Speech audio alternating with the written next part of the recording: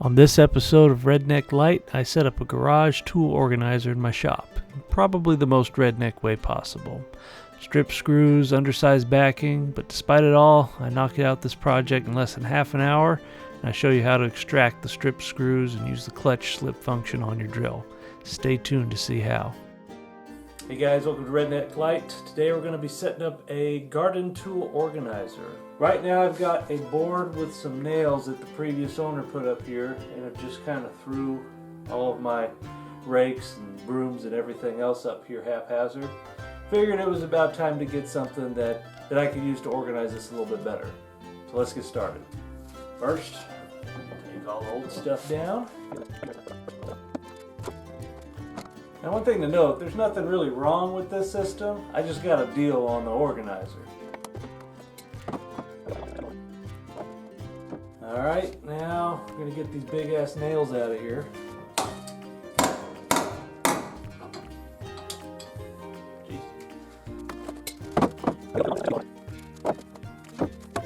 Oh, it's always the last one.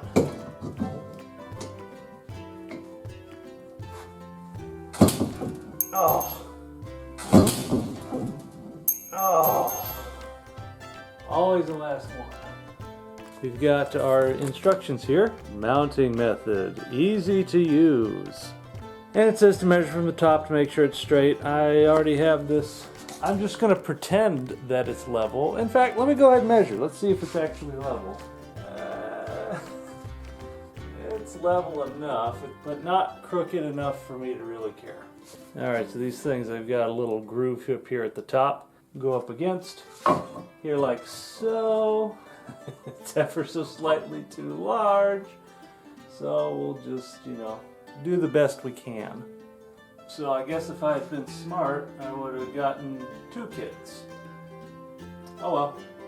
Alright, so we got some pretty beefy screws here.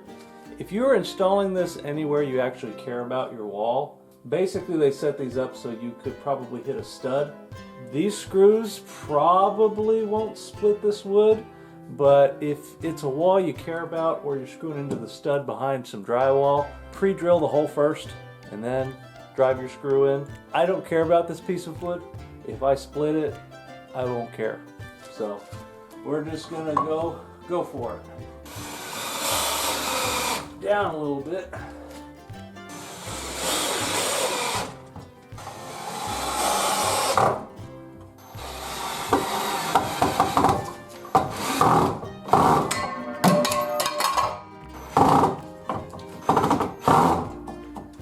Kind of cammed out that screw. See, that's the problems with Phillips head screws. They're really easy to cam out if you put too much torque on them. That's why a lot of heavy duty stuff uses Torx bits.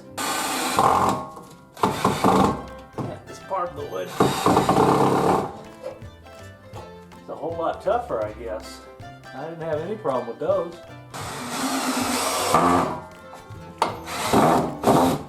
Good Lord. So this hasn't been working out. I switched to a different bit that's a little bit bigger. Try to minimize the amount of slippage. There we go. So that's a good tip. If you keep rounding off your heads of your screws, see if you can find a larger bit that fits the screw. Basically the biggest bit that you can use to snugly fit the screws. On most drills you're going to find this little thing with numbers on it that you can move back and forth. This basically controls when the clutch slips. So if it gets too hard to turn, instead of rounding off the end of that screw, the clutch will slip in here and it prevents you from ruining the head of the screw, like I did a couple times. Alright, right here I've got a magical little device that allows me to drill the head of a screw that's stripped apart and then extract it. Of all the various little devices that I've used to extract screws, this has had the most success. Is to drill the head, do this at high speed and drilling toward it. And you're going to switch to the grabber side, put your drill in low speed, put it in reverse, and then slowly Now if the first time it doesn't work, I'm going to step up to a larger bit.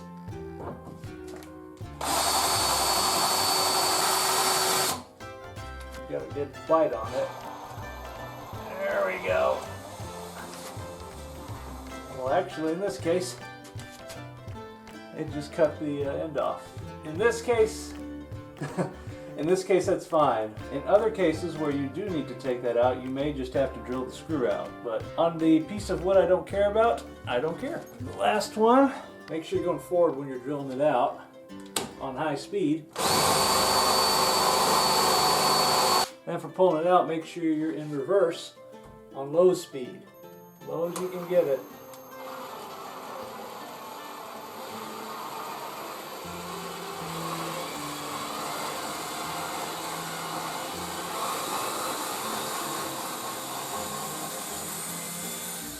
There we go. Now we've got our various hangers, which kind of conveniently slip on there. Like so. Here's the one I want to try. Even though these are far apart, I can put a hanger right in between them. So I can extend the size of this a little bit. And actually, I can start double stacking something. Like I never use this post hole digger. But you're always gonna use a shovel. So yeah, you basically kind of have to play around with what you got. Well, I mean, it probably needs a little fine tuning to most efficiently organize this, but overall, this is great because everything can kind of stack out. If you remember, this went all the way over here before, and it didn't really fit. I couldn't fit any more tools on it. This, I've got these all compact here. I got room for more tools now. If I get more of these hanger kits, it'll work out great. So hope you enjoyed the video. We're able to do a few different redneck things like cam out some screws and then pull them back out. So hopefully that was useful to you. I've got a link in the video description. Please, if you want to support me, check out my affiliate links for all the tools and things that I used today. Hope you enjoyed the video. Please like and subscribe. We'll see you next time.